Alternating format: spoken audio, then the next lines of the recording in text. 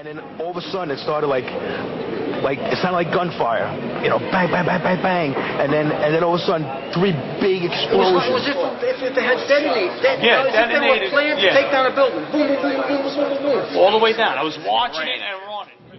For the third time today, it's reminiscent of those pictures we've all seen too much on television before, when a building was deliberately destroyed by well-placed dynamite to knock it down.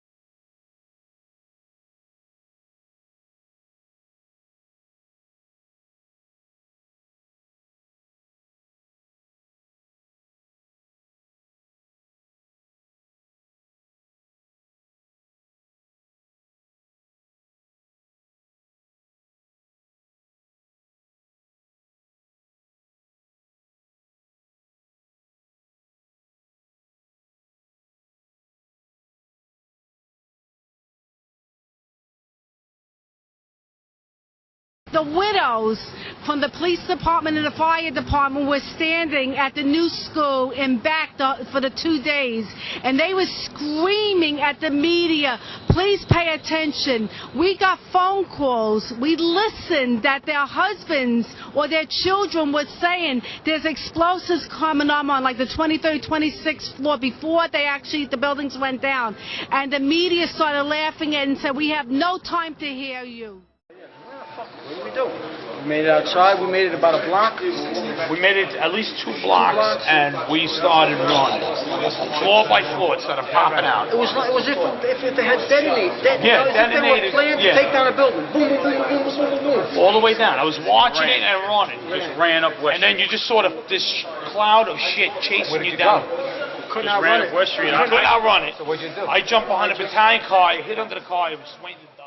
As we were getting our gear on and making our way to the stairway, there was a heavy-duty explosion.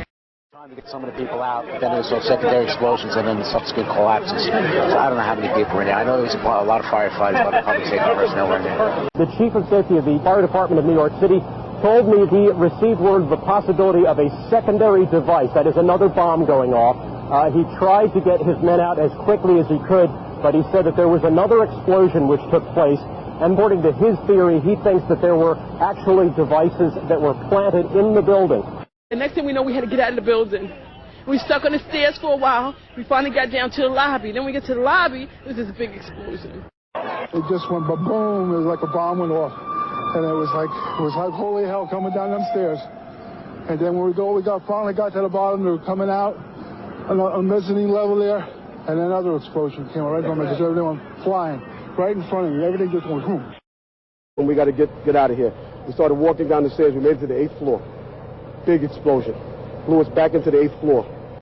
Rick Sanchez has been there throughout this morning for us. Rick, tell us where you are and what the latest is. Well, I'm in that area, if you're familiar with this area, of where West Broadway and Hudson come together, right at Chambers. That would put us about a block and a half away from the site of where the explosion was. That area has just been evacuated because police have found what they describe as a suspicious device, and they fear that it might be something that could lead to another explosion. Obviously, there's a real sense of caution here on the part of police. I spoke with some police officials moments ago, Chris, and they told me that they have reason to believe that one of the explosions at the World Trade Center, aside from the ones that may have been caused by the impact of the plane with the building, may have been caused by a van that was parked in the building that may have had some type of explosive device in it. So their fear is that there may have been explosive device planted either in the building or in the adjacent area, and that's why they're being so cautious. At 8:30, he says he was headed to level B4 in Tower 1, 4 stories below ground. I go downstairs, the foreman tells me to go to remove the containers. As I'm walking by the main freight car of the building, in the corridor, that's when I got blown.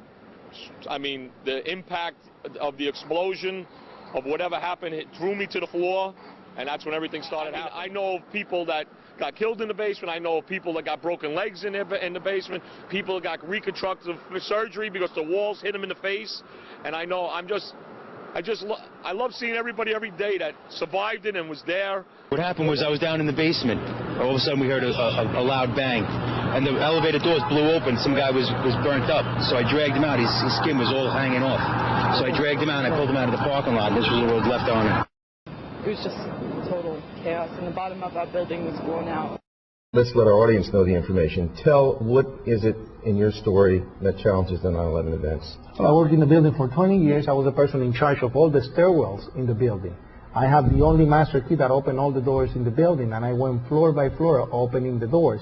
On 9/11 and 8/46, I was at the basement of the North Tower, the first tower to be impacted, the second one to fall.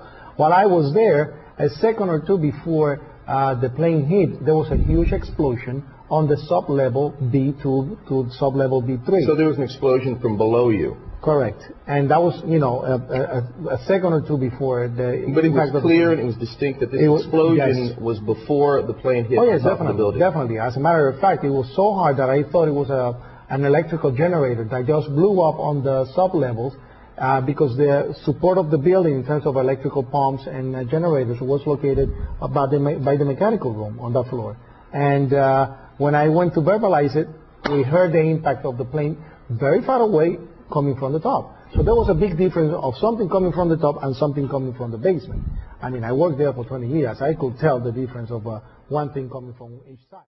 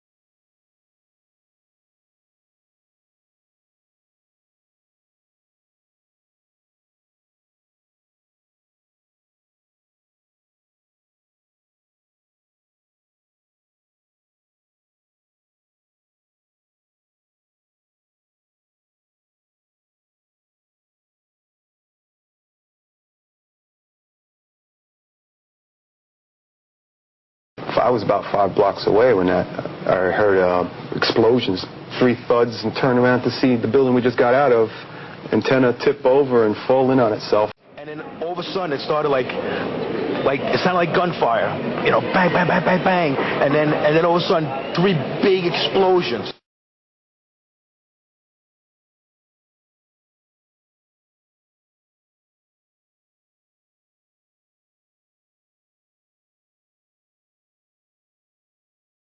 To reopen tomorrow.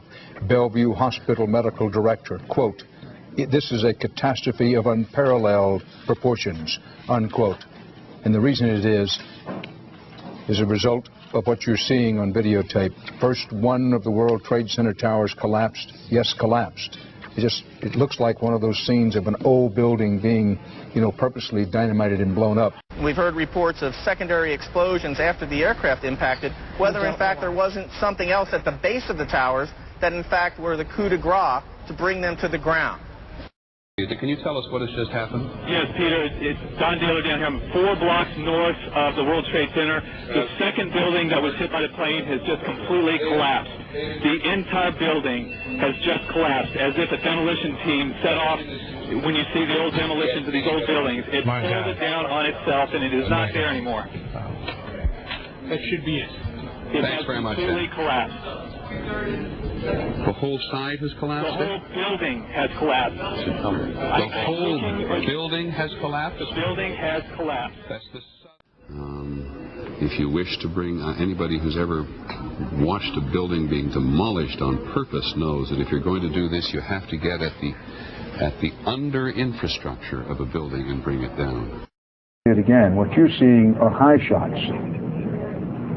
Now, here we're going to show you a videotape of the collapse itself. Describe that. Now we go to videotape, the collapse of this building.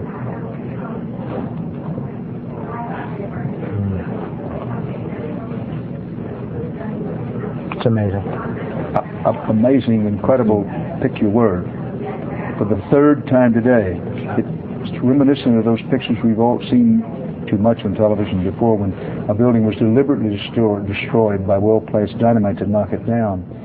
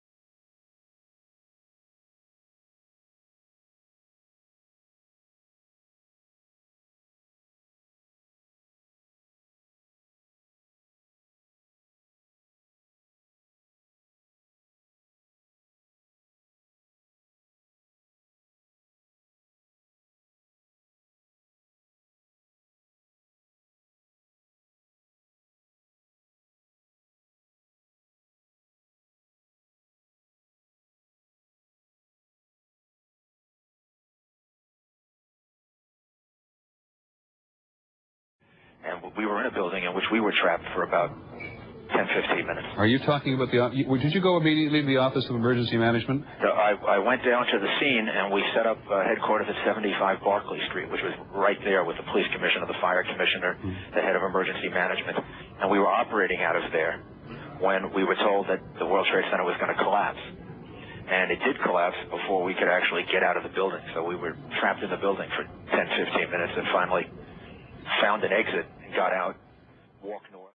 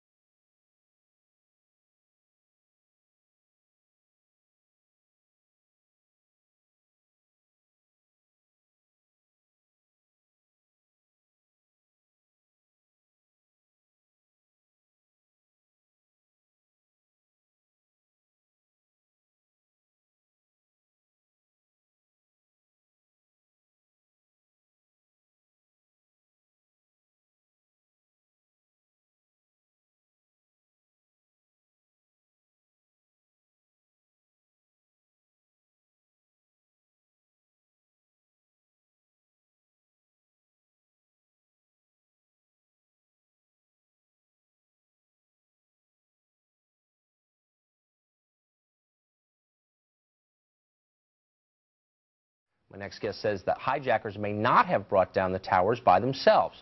Here to explain his controversial theory, Stephen Jones. He's a professor of physics at Brigham Young University in Provo, Utah. Professor Jones, thanks for coming on. Sure, thanks, Tucker. Well, just sum up this, obviously, your theory, just the one sentence that I just explained in the intro, contradicts what we all think we know about how these towers collapsed. Quickly sum up your explanation for what happened. Well, I'd like to start with this paper that you referred to. It's available online. What I'm doing, Tucker, is presenting evidence but it's a hypothesis to be tested. That's a big difference from a conclusion. And so I just wanted to clarify that. But to sum up, I've looked at the official reports by FEMA and so on regarding the collapse of these buildings. Right. I'd like to look at the collapse of Building 7 in just a minute. It was not even hit by a jet, okay, so we should look at that one. The two towers, the explanation has been that the fire inside was so intense that it weakened the structural steel and that each floor collapsed down upon the next in a pancake fashion and they imploded in on themselves. Is that essentially, I think, what people think? Yeah, that's basically it, yeah. And so what I've done is to analyze these reports. But I would like to do a little experiment with you, Tucker, if I could. I sent out a video clip of the collapse of Building 7, because most people haven't actually seen that one, and that's the crux of the argument that I'm presenting. To sum up very quickly the argument for us, you believe there were explosives in the buildings planted by someone, detonated. Well, yeah. Is that correct? In other words, the hypothesis to be tested is there's two hypotheses here. One is fire and damage caused all three buildings to collapse. Okay. The other is that explosives in the buildings may have caused the collapse. And so then we analyze and see which fits the data better, and I've done that in my 25-page paper. I want to read you a quote from the Deseret Morning News, a paper in Utah from you. I'm quoting now. "It is quite plausible that explosives were pre-planted in all 3 buildings and set off after the 2 plane crashes, which were actually a diversion tactic. Muslims are probably not to blame for bringing down the World Trade Center buildings after all." That's, I would think, pretty offensive to a lot of people listening. Do you have any evidence for that? I mean, well, not to the Muslims, I might say. Well, that's a good. I've had a lot of emails.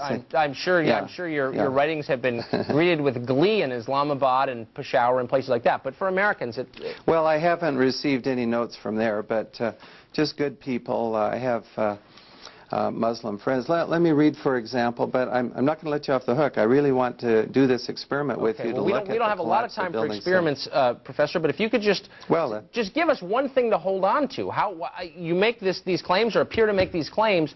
Do you have any evidence that there were bombs in the building? Sure. Let's start with the collapse of Building 7. Can you roll the video clip that I sent to you? Okay, I'm not sure if we can, but to specify, that is World Trade Center building number 7. Try it. Smaller than the other 2, was not hit by a plane, of course, yet it collapsed.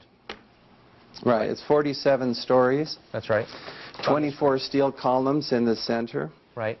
Trusses asymmetrically supported. Now, I can't see what you're seeing, so we just see the building. And just so our viewers know, the explanation that I think is conventional is that there was a large tank of diesel fuel stored in the lower level of that, which caught fire, and the resulting fire collapsed the building. Well, that's basically it, but as we read in the FEMA report, it says here, and I put this in my paper, of course, the best hypothesis, which is the only one they looked at, the fire, has only a low probability of occurrence. Further investigation, analyses are needed to resolve this issue, and I agree with that. Okay. But they admit there's only a low probability. And if you look at the collapse, you see what I've studied is the fall time, the symmetry, the fact that it first dips in the middle, that's called the kink, which is very characteristic, of course, of controlled demolition. Professor, I am sorry that we are out of time, and I'm not sure that one other thing I want to mention about... Okay, if you can hit it, just with it quickly. All right. Okay, here we go. Molten metal in the basements of all 3 buildings. Right. And yet all scientists now reasonably agree that the fires were not sufficiently hot to melt the steel. So what is this molten metal? It's a direct evidence for the use of high-temperature explosives such as thermite. Thermite produces molten iron as an end product. Okay. So we do have...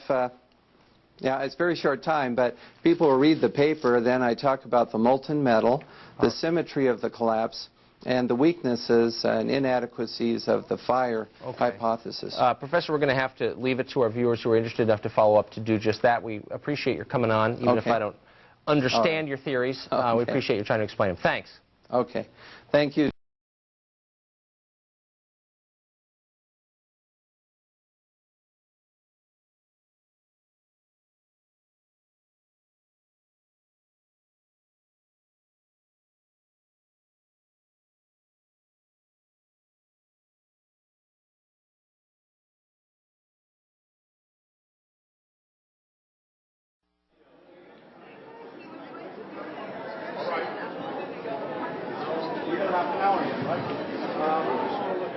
We are fortunate to have with us today a courageous scholar who asks these important questions in a clear, logical, and dispassionate tone. Please join me in welcoming David Ray Griffin.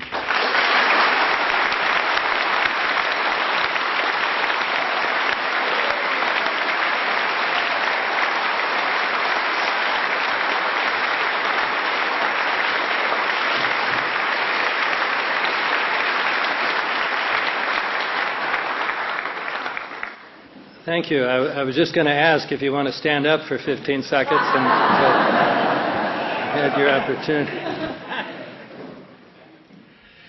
Well, I'm pleased to be able to say, Paul, I've actually finished the book now, so it should be out in about 6 weeks, I hope. With regard to our topic today, truth and politics, some people may wonder, people maybe outside this room, but is there anything in the 9/11 Commission report that is untrue? And now that I've finished the book, my big question is, can I find a true sentence in the book?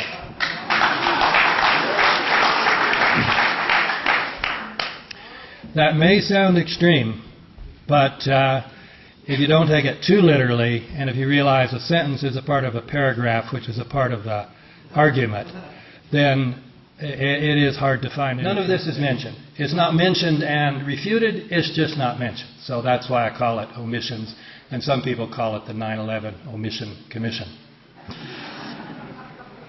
Let me give another example. World Trade Center. They hardly discuss the question of these enormous buildings coming down. They don't discuss any of the problems. One problem is, never before in history have steel-framed high-rise buildings collapsed because of fire. Now some people say, well, it wasn't just fire, these big planes hit them. Well, people who've looked at this said that's insignificant. Besides, no plane hit building number 7, which is a 47-story skyscraper, and it came down also. Furthermore, even if you were going to have fire weaken a building, it would have to be enormous fires. They would have to be very hot, not ordinary hydrocarbon fires that you get from kerosene, which is what jet fuel is.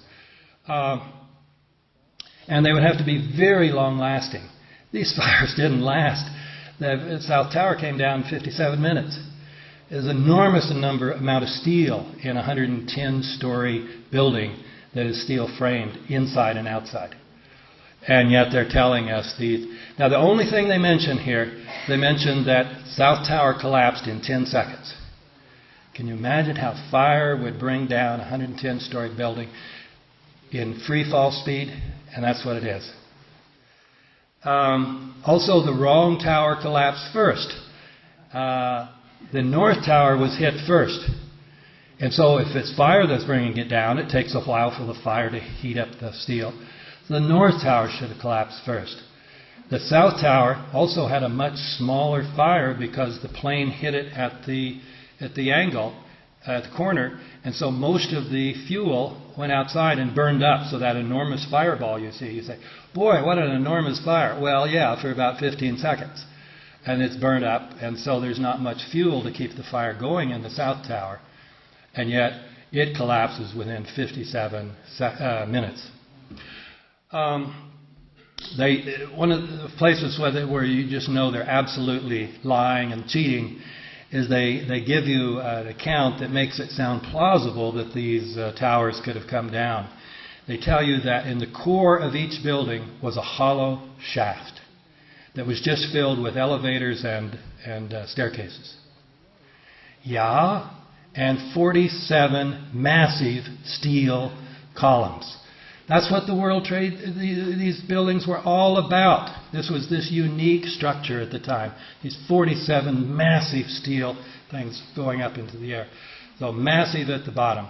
So even if you accepted the official theory, which is a pancake theory, that somehow the connectors between the columns in the middle and then the peripheral beams around the building, somehow those snapped and then the floors came down, and that floor was so heavy it hit the net and it just go up down. Can you imagine that happening in 10 seconds? And even if it did, it's just like if in the old records, when the records fell on the spindle, and those of you who are old enough to remember those, the spindle's still there. So why aren't those 47 towers still sticking up in the air? But the pictures show they totally collapse. You have something that's no more than 3 stories high. You should have had... I mean, just total dishonesty to deny the existence of those massive columns. And then they don't even mention that building number 7 collapsed. There's not a word about it. Everybody admits there is no explanation for why building number 7 collapsed. In most cities, this would have been the biggest building, 47 stories high. It can be ignored only because it was next to the towers. And FEMA says, they come up with this lame explanation of how this building came down. They said, the only explanation we can come up with has a very low probability of occurrence. So, but there's no answer. So rather than telling you, like an honest report would, we're surprised, we're puzzled why building number 7 collapsed. There's no good answer. They just don't even mention that it collapsed. They don't tell you that Larry Silverstein, the owner virtually of the building and the builder of it, said on a PBS report, well, at a certain point, the fire chief and I got together and we said, you know, there's been so much loss of life, let's not take any chances, and we decided to pull it. Maybe the smartest thing to do is pull it. And they made that decision to pull. Pull it is the slang for bringing it down by controlled demolition. So he admits it in public. It's well known. It's mentioned in any, like my book and other books and all the books that people sent to the commission assuming they wanted to know the truth. And they don't bring in Larry Silverstein and say, why did you say that? What do you mean by that? Isn't that what a commission looking for the truth might do? Likewise, Giuliani said, we knew that the towers were going to collapse, so we got the people out of building number 7. How did he know the tower? Buildings have never collapsed before in history. How could have he known the Twin Towers were going to collapse? They didn't ask him that. They treated him as a hero when he comes into the commission. They fell all over themselves, praising Rudy Giuliani as the great hero. So what I'm getting at here, those of you who haven't read it, is that all 3 collapses were pretty close to classic examples of what they call controlled demolition. When dynamite or some kind of explosives are placed throughout the building at all the crucial points, and then they put them on a computer and they bring them down in a certain order, and therefore the building comes straight down so it doesn't fall on these other buildings, and they come down in virtually free fall speed. And that's what happened here. All 3 buildings. You can see them on all sorts of places on the website. You don't see them on TV anymore. They showed them the first night, and Dan Rather, bless his soul, comes right out and blurts out the truth. He says, boy, that looks just like controlled demolition.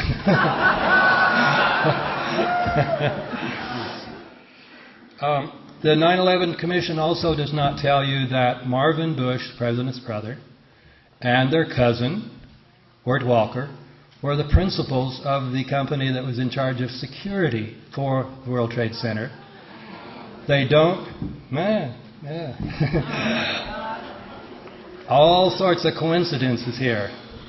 They also don't tell you that there were many reports of people who worked in the building saying, we got a shutdown order, so for 3 days we couldn't go in the World Trade Center. There were engineers coming in and out. We didn't know it.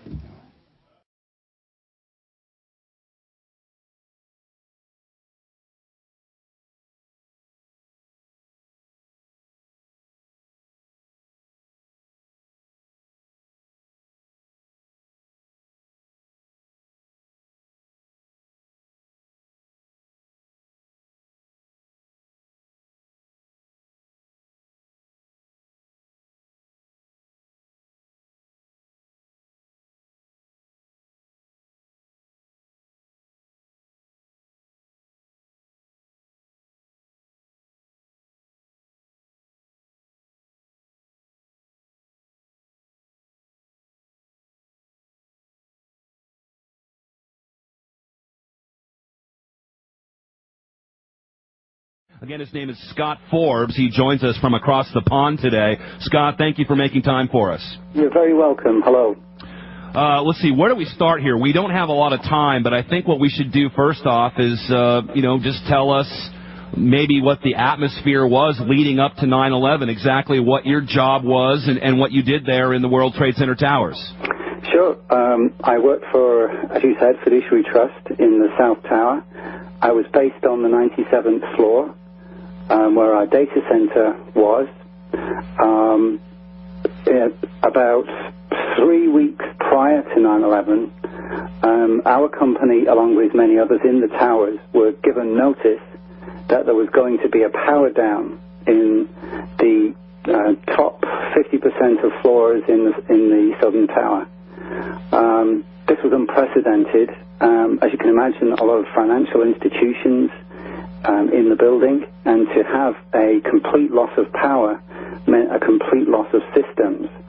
And for an organization like my company, it was truly extraordinary. I mean, people probably scrambling as soon as they could to secure their systems before the power down. Yep, that was part of the deal. Have there been, let me, because for the sake of time, I want to keep this moving as much as possible, Scott. Had there been any power downs like this? Again, you were notified by the Port Authority there'd be a 36-hour power down at the top half of your tower. Had there been anything like this prior to this particular power down? And exactly, give us a time frame of when you were notified about the power down as related to 9/11. What was the date of the power down, and had there been one prior to this? Okay, the power down was on the Saturday and Sunday prior to 9/11, so that would have been the 8th and 9th of September. We were given 3 weeks notice. It was relatively a short time notice period to make all the preparations needed. And it was unprecedented. We'd never experienced a power down in the towers as far as I am aware. I had worked in the towers from 1998. My colleagues who had been in the building well beyond that could not remember an occasion such as this, apart from the bomb incident in the early 90s. Well, let's move to this, Scott, because now the power has been down, and you see a number of maintenance workers coming into the building. What was in your mind suspicious or notably suspicious about some of these workers coming in to come in for the power down? Actually, at the time, I wasn't suspicious at all. It was just part of the fact that there was a power down and that there were workers in overalls in the building. But looking back now, you noticed that there were some suspicious behavior with these workers. Well, of course, looking back, you question everything, and you wonder, well, one of the main reasons why I became suspicious was I got in touch with the Port Authority, and I got in touch with the 9/11 Commission to register this piece of information so that it would be acknowledged, if only to be thrown away. And I had no acknowledgement. They did not come back to me. I repeatedly called and wrote letters to them. I've had no acknowledgement. It's as if this information is of no interest to anyone, but to me it seems to be part of the puzzle and should be registered. I was not in the office on 9/11. Because of working that weekend, I had the day off on the Tuesday. And so I was in my apartment, which overlooked the Trade Center. I lived in Jersey City, across the river from the towers, so I was eyewitness to what went on there. And as soon as I saw the first tower go down, the South Tower, I was highly suspicious. It just didn't look correct. It looked like a controlled demolition. It did not look like a building collapsing either from an aircraft hitting it or from a fire inside. It seemed to crumble into dust. It just didn't ring true.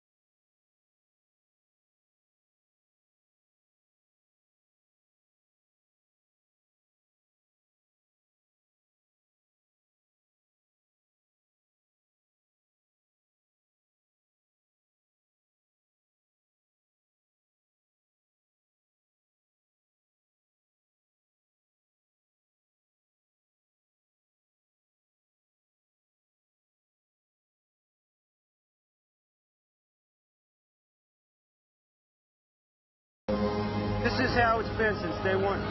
Oh, it's unbelievable. And this is 6 weeks later, almost 6 weeks later. And as we get closer to the center of this, it gets hotter and hotter. It's probably 1,500 degrees.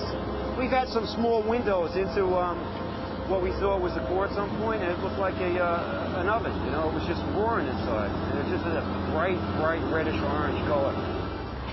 See that stuff he's pulling out? What was that, Chief?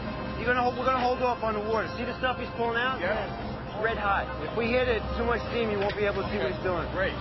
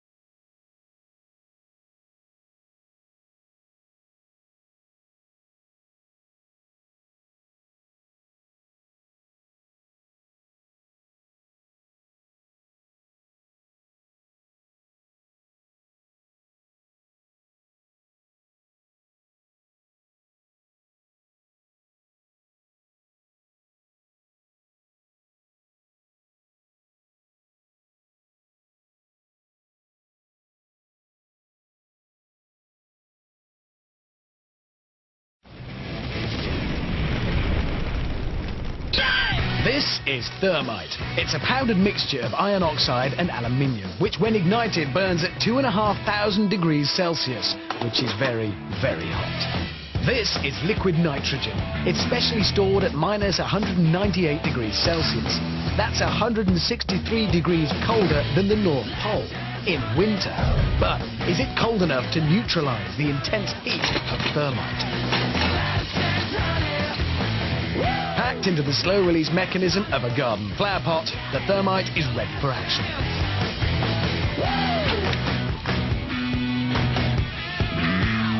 Just light the touch paper and stand well back.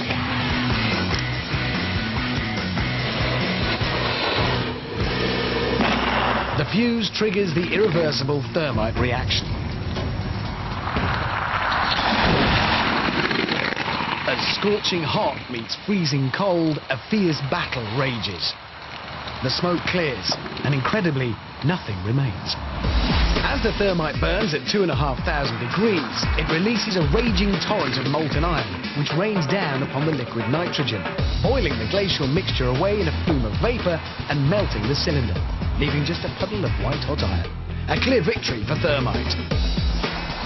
So there you go, Dan. Adding something cold to thermite doesn't cancel it out. It just makes it angry. Thermite. You won't like it when it's angry. This is a car. It's been specially chosen to be destroyed because it's old, it's white, but more importantly, because it's French. The engine block is the densest part of a car. It's basically a huge lump of metal, and, well, it's very hard to melt. Lucky then, the Brainiacs have plenty of thermite, specially packed into the slow-release mechanism of a garden flower pot. A big pile on the bonnet directly over the engine block should do the trick.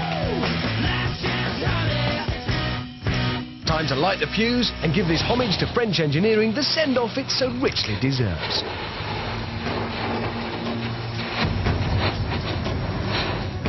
The irreversible thermite reaction begins.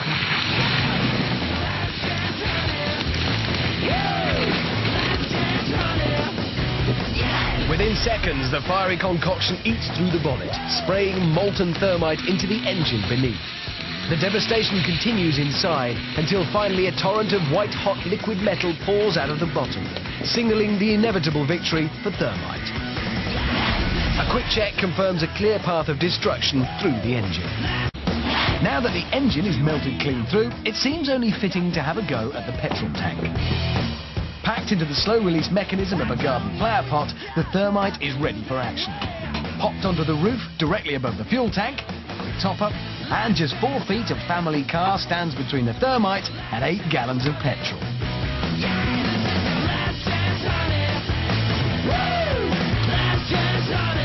Light the touch paper and stand well back.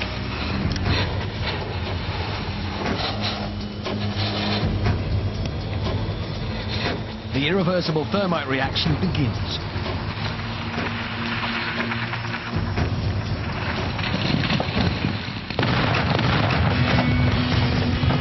Thermite produces a stream of molten iron which melts through the car in seconds. Its 2,500 degree heat igniting the expanding petrol in a devastating fireball, leaving behind a car that won't be going very far anytime soon.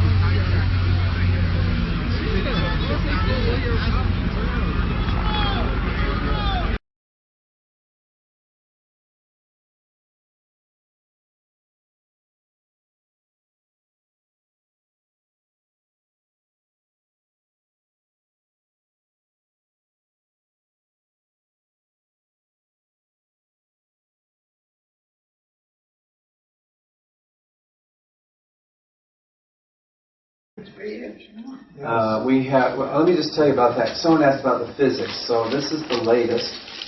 And what we've seen now, there's several videos of molten metal pouring out of the south tower just before its collapse. In other words, within about 3 or 4 minutes of its collapse, particularly starting about 2 minutes before it collapsed. And right at the point, as you look at the video, where there's twisting and failure, right there is where this molten metal comes out. Now the molten metal is yellow-white in color. And furthermore, just before you see this metal pouring out, there's a white, it's called a fire in the National Lab, the NIST report. But it's, anyway, it looks kind of like a fire, but they say it must be a metal fire. Could be. Some kind of very intense chemical reaction to be white hot like that. With white, they call it smoke, but it's a dust that comes out of this. So the question is, what is this? Somebody called in and said, well, it's just the steel melted. Well, there's several arguments which I'll raise tomorrow, but the main one against that, of course, the National Lab scientists have looked at that. The fires did not get anywhere hot enough to melt the structural steel. That's number one. Number two, the NIST commissioned Underwriter Labs to do actual tests on models. These are floor assemblies for the tower, and actually model them and then subject these to very severe fire endurance tests. Well, the steel did not melt in any of those tests.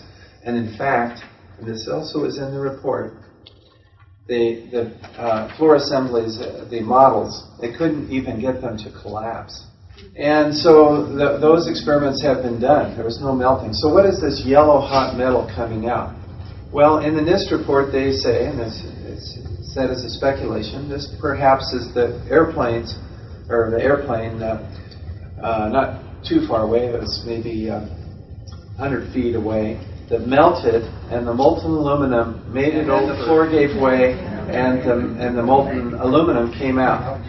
So back to the aluminum that these guys are surmising is coming out of this building. The trouble is we did experiments with Wes, it doesn't turn.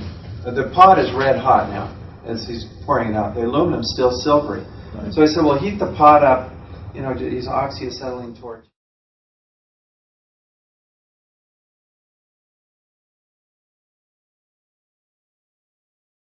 To yellow white hot, the pot, and inside the aluminum was still gray, silvery gray. That's right. Have you worked with molten aluminum? I've worked at Geneva. I know all about melting metals and what temperatures they go at. I'm a welder. This is great. I'm also a I'd like contractor. to have you look at this paper as we work on it a little more. But anyway, so then I said, well, let's try this. Put your torch right on the aluminum. Let's heat this right up, So for about 40 seconds, that's a little scary. But it didn't, you don't know what it's going to do. Yeah, you'd have aluminum oxide peel off in layers as he's doing that. But the aluminum throughout this process stayed silvery gray and never looked yellow hot. And I said, well, if you did that to steel, yes, it would be yellow hot easily within this time with this treatment. But the aluminum continued silvery gray. So the point is, it's not aluminum coming off of there.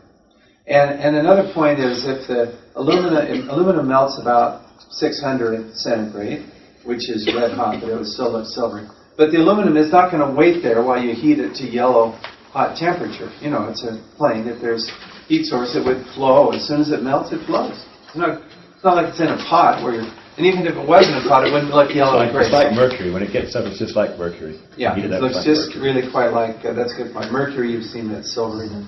So we ruled that out. And we did some other experiments, too, with the molten aluminum while we're at it. But so what is it then? It's not molten steel. It's not molten aluminum. Well, it turns out that it fits this white reaction, the smoke, this white dust coming off, and then followed by this yellow-white metal dripping out of it. It fits just what we see with a fairly well-known chemical reaction. Anybody want to hazard a guess? Or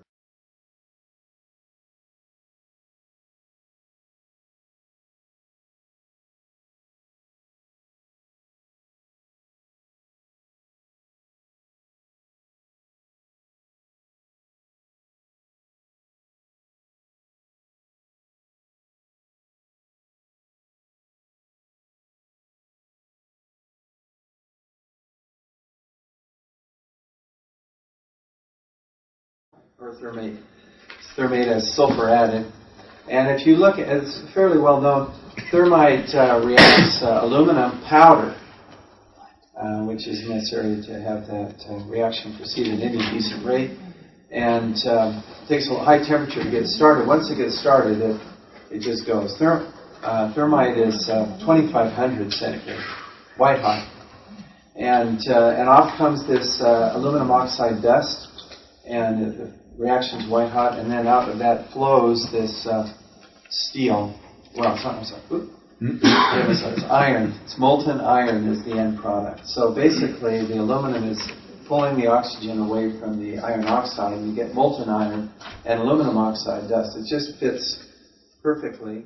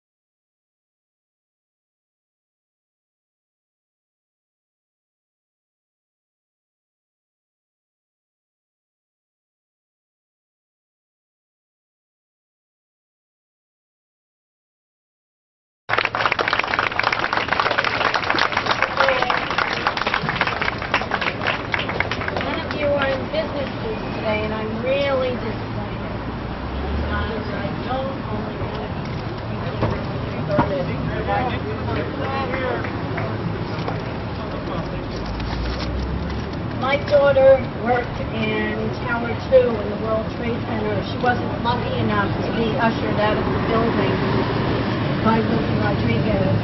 She was unfortunate enough to work in Tower 2, where 5 minutes after the first plane hit Tower 1, she was on the phone to the Park Avenue office telling everyone she was told she was safe.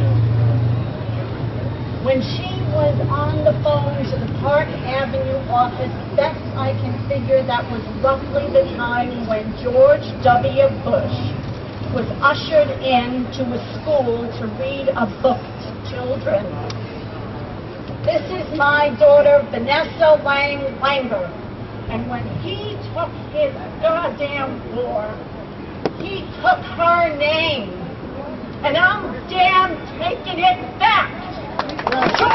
Yes. Running mate of President Richard Cheney doesn't get her name anymore. She's mine, and she doesn't look like this anymore. Yesterday, I finally had the courage to go to the medical examiner's office, where the picture of her that was taken on September 24th was available for looking at in her file. Do you know what a death mask looks like? Do you know what a scream looks like? That was my baby, and she wasn't safe. And no one in this country investigated that. No one investigated that. Do you understand that George W. Bush, when he declared the other day that he's going to investigate what happened to the victims in New Orleans, the same person who investigated what happened to my daughter? No, he couldn't even articulate the word investigate. Do you hear that? There aren't enough people here. So everyone you see, you tell them 3,000 minus 1, because I'm reclaiming her name. And I'm telling anyone who knows anyone who died that day, you reclaim that name. You went to Iraq for 9/11. Why? Is one Arab the same as all Arabs? How dare that work in America? Look at your hands right now. Do you see blood on them? Because you're not looking at the right picture. How many people did you see drown in New Orleans? Where were the goddamn buses? Where was NORAD? Why wasn't anyone evacuated? Let me tell you something. Dick Cheney needed 9/11 to happen. George W. Bush doesn't even fucking know that. Dan Quayle wouldn't have known that if he got to be president when Dick Cheney was Secretary of Defense. So you tell me, where are the academics? Where are the experts? Where are the Democrats? Where are the decent human beings who are conservative Republicans? Because I want to see some men in suits here. Because this is my baby. She doesn't look like this anymore.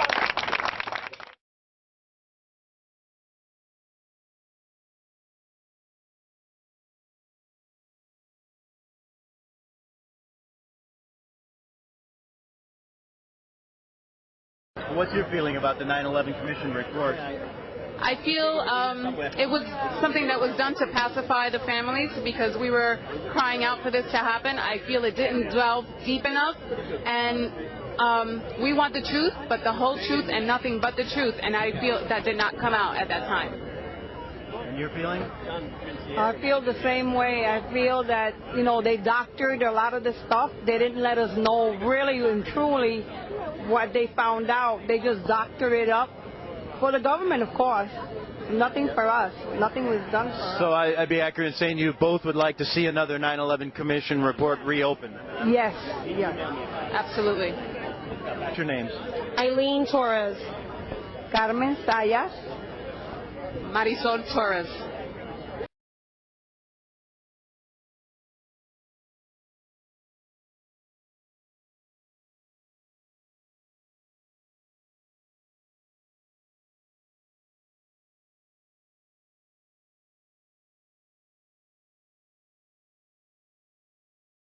I said that I don't have it and no one has seen it. And isn't that strange that no one has seen we've seen the planes go into the Twin Towers in New York, 1,000 times over.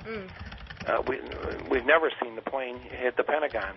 And what I said was, having filmed before at the Pentagon and noticing how the roof of the Pentagon and the parking lot and the grounds of the Pentagon, there must be 100 video cameras surrounding the Pentagon, at least, if not more. Yeah. And so there's footage of that plane hitting the building from numerous angles, and yet we've never seen the footage. Why is that? That's been my question now for 3.5 years. Why is that? I think it's a legitimate question to ask. In asking the question, I'm not suggesting that there wasn't a plane that hit the Pentagon.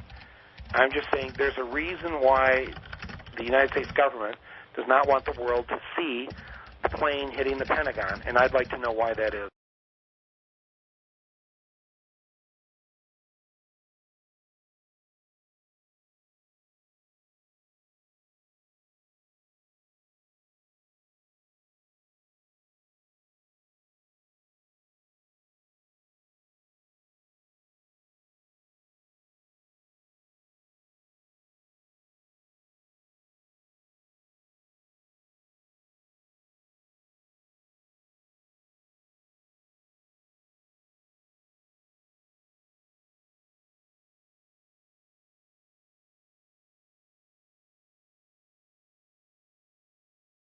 You are the shock troops battling to preserve our cherished freedoms.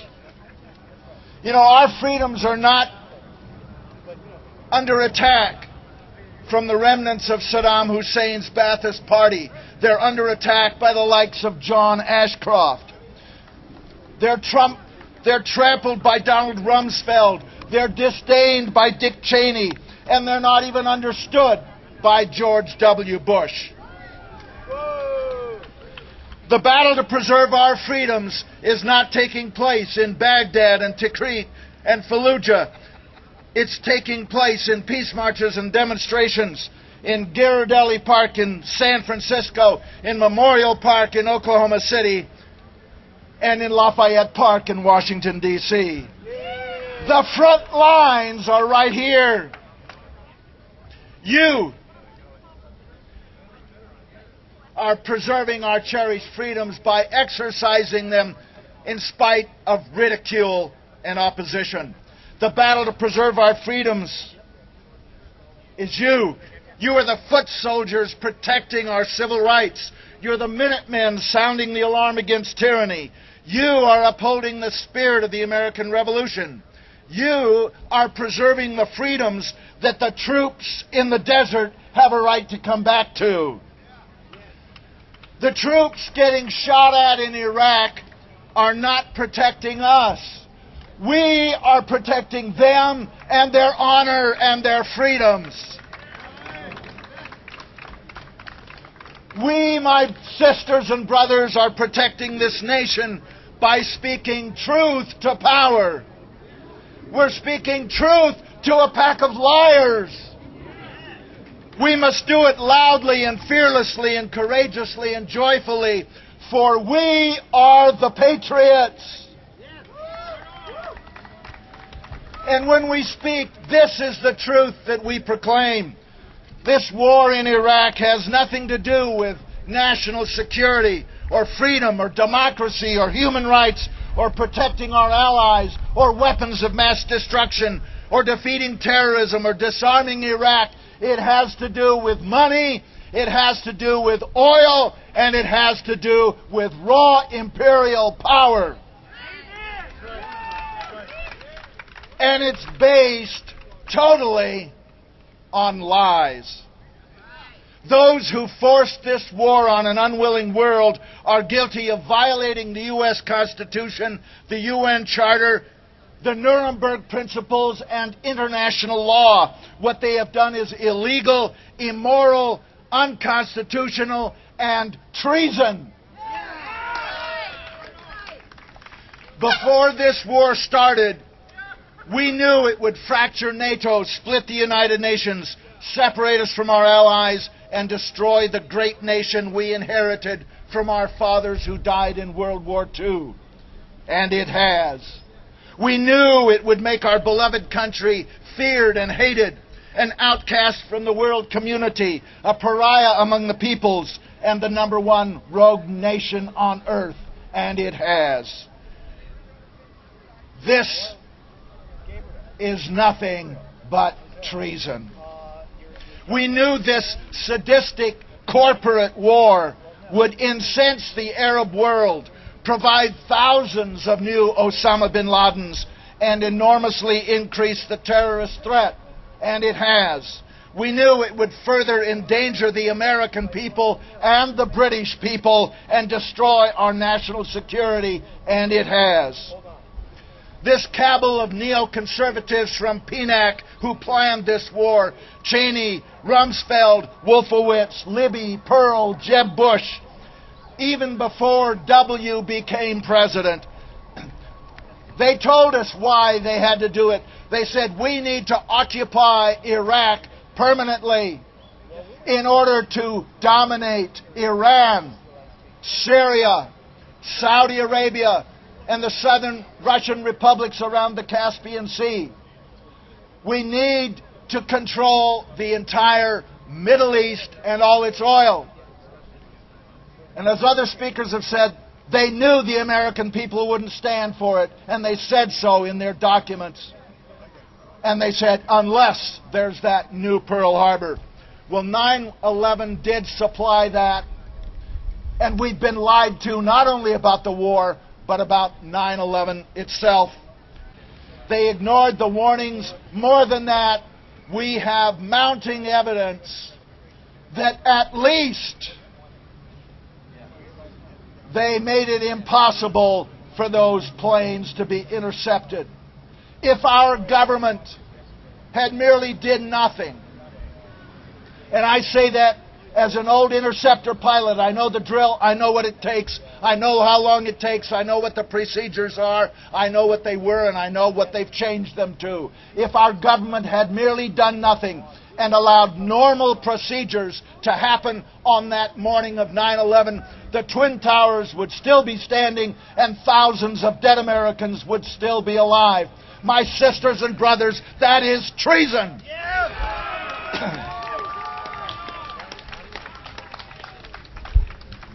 As a combat veteran, I will not stand idly by and watch our security destroyed by a president who went AWOL rather than serve in Vietnam.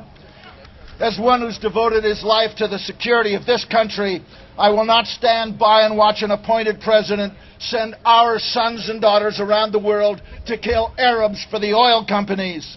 Patriotism demands that I speak out and call it by its name. It is treason. I joined the Air Force a long time ago to protect our borders and our people, not the financial interests of Folgers, Chiquita Banana, Exxon, and Halliburton. We've had enough corporate wars. No more Iraqs, no more Kosovos, no more El Salvadors, no more Colombias. These are not isolated incidents of stupidity. They're part of a long, bloody history of foreign policy being conducted for the financial interests of the wealthy few. It is a new form of colonialism, all the benefits and none of the responsibilities. It violates our Constitution, it endangers our people, and it is treason. As a pilot who flew 101 combat missions in Vietnam, I swore to uphold the Constitution of the United States against all enemies, foreign and domestic. And that includes a renegade president. It's time for George W. Bush, Dick Cheney, Donald Rumsfeld, Condoleezza Rice, and the whole oil mafia to be removed from office and indicted for treason.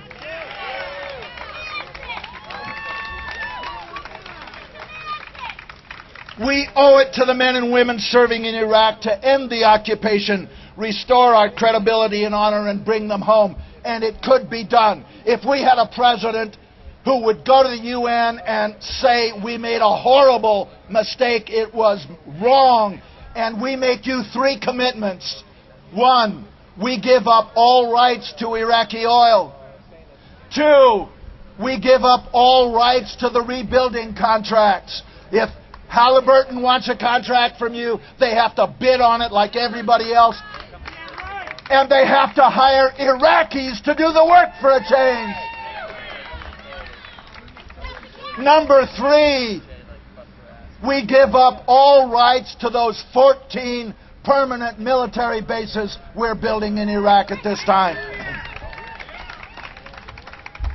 Now, the people in the White House are not going to make those commitments, so they have to go, and all the puppeteers with them. You know, we are the people and we are sovereign. We are the patriots, and the whole world is with us. Everywhere in the country that they have a free press, all over the world, people know the facts, and they are with us. Not the people out there, not the deadheads, not the know-nothings, not the chicken hawks. They're with us. Don't let anybody intimidate you into silence. It's time for all of us to speak truth to power. Our sons and daughters are being killed. They're being maimed by the tens of thousands. They're being poisoned by depleted uranium by the hundreds of thousands. Their children are being born with birth defects, horrible birth defects at an alarming rate. We're being lied to about all of that as well. Our sons and daughters in uniform are being dehumanized, emotionally damaged, psychologically destroyed. They're being made not just to kill, but to hate. Those who return are prone to domestic violence, divorce, and suicide. The lies, the killing, and the destruction of our young sons and daughters must not continue. We must end it.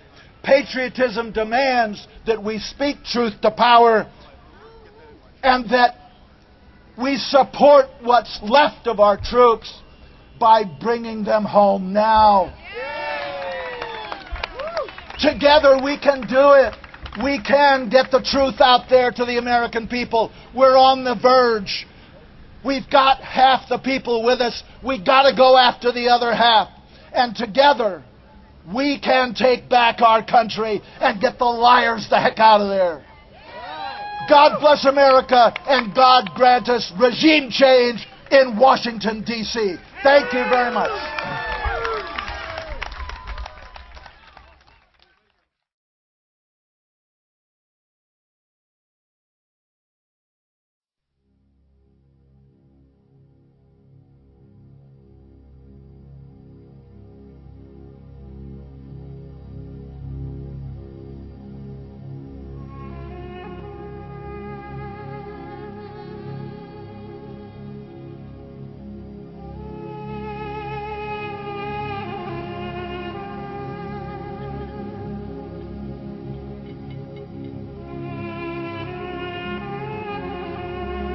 I will be discussing today is one of the most controversial issues confronting our nation.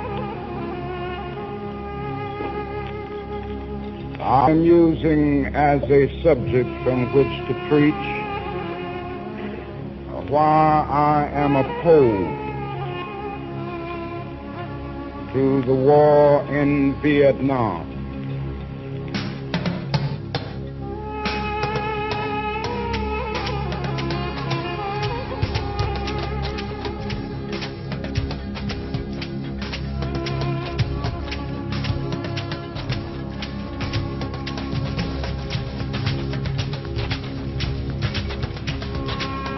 Now let me make it clear in the beginning that I see this war as an unjust, evil, and futile war. I preach to you today on the war in Vietnam because my conscience leaves me with no other choice time has come for America to hear the truth about this tragic war. In international conflicts, the truth is hard to come by because most nations are deceived about themselves. Rationalizations and the incessant search for scapegoats are the psychological cataracts that blind us to our sins. But the day has passed for superficial patriotism. He who lives with untruth lives in spiritual slavery. Freedom is still the bonus we receive for knowing the truth. Ye shall know the truth, says Jesus, and the truth shall set you free.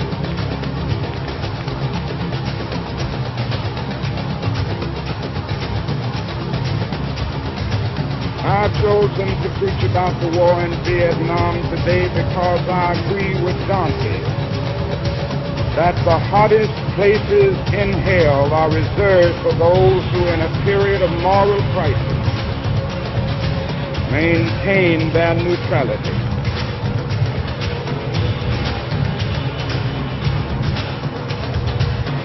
There comes the time when silence is betrayal. Truth of these words is beyond doubt. Silence is betrayal.